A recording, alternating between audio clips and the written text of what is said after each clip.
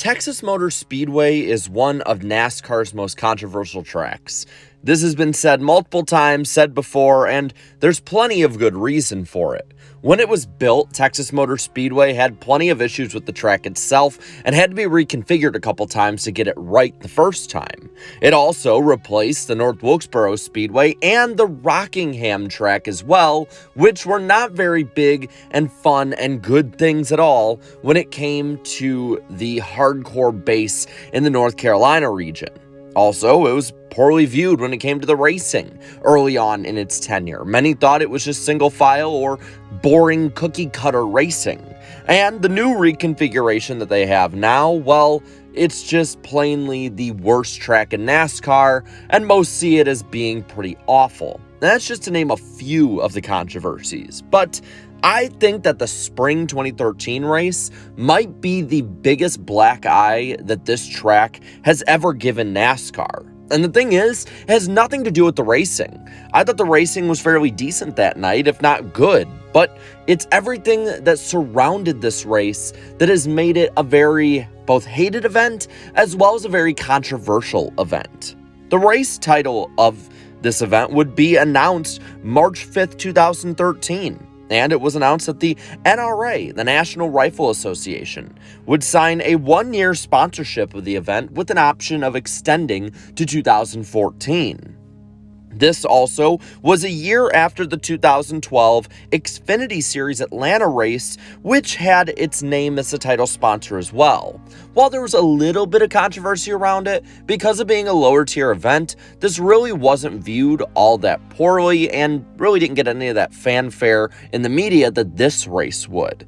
Now, why would this race get so much more in the media and so much more attention? Well, it was especially major because of the political climate in the United States of America at the time.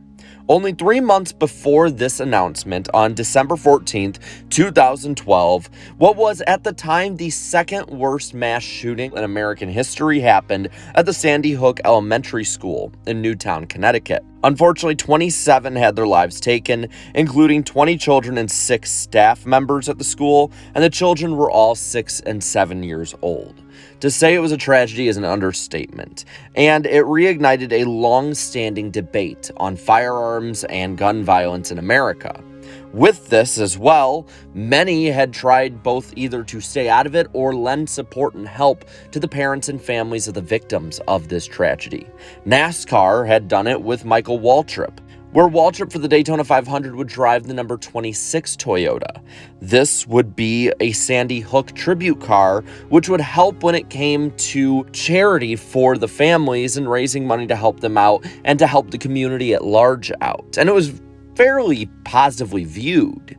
And with that being said, until the announcement came out, NASCAR had done a pretty good job staying out of any of it like it normally did at the time.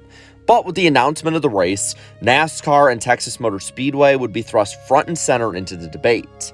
While it wasn't per se NASCAR that did the negotiating, they gave the final sign-off, so people would start going after them, and especially Texas and Texas Motor Speedway president Eddie Gossage, who had famously said it's not about politics, it's about sports marketing. The debate had only picked up over the coming months after the tragedy to this point, and it was pretty clear that NASCAR now would be the prime point of subject material as the only sports organization to firmly have anything to do with the NRA, which had come into a lot of the crosshairs of it for their stance on gun legislation. The biggest one that I think of political commentators that really made waves with this and was leading a charge in the media would be CNN's Piers Morgan, who had been having different conversations with different people and activists throughout the early part of 2013.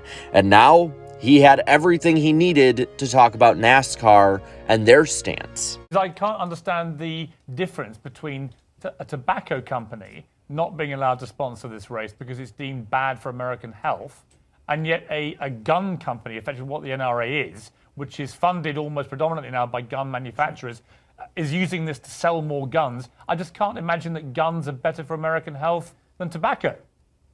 Yeah, well, first of all, I'm not going to argue tobacco over guns, but the NRA, I think, is not trying to sell guns, and they are supported by, I'm a lifetime NRA member myself, so they're supported by mostly citizens as well as gun manufacturers. But this is really making a statement about who we are. I know there was a car in a race recently devoted to Sandy Hook, and I think that's a great thing. That I think it was Darrell Waltrip Jr. possibly who drove that car. I'm not sure of the driver. That's a wonderful thing. And in Texas, we can support and help and pray for the people who have been victims to gun crimes in our own state and in other states. They could have found another sponsor for this race. They could have waited until after the debate to have the NRA sponsor a race. It's just really, really poor time. It gives the impression that Fox and NASCAR are endorsing the NRA's position. Boycotts would be called by individuals, and the network of Fox would be called not to air the race. Ultimately, though, they did air it, and they really honestly didn't have that much of a bad race to talk about. The race itself was, like I said earlier, kind of mundane, pretty good, just a standard early 2010s, early Gen 6 Texas race. And the only part that really fed into the controversy at all is that Fox did the bare minimum to mention the event's name, only mentioning the sponsor once an hour and mostly calling the race the Texas 500 instead of the NRA 500.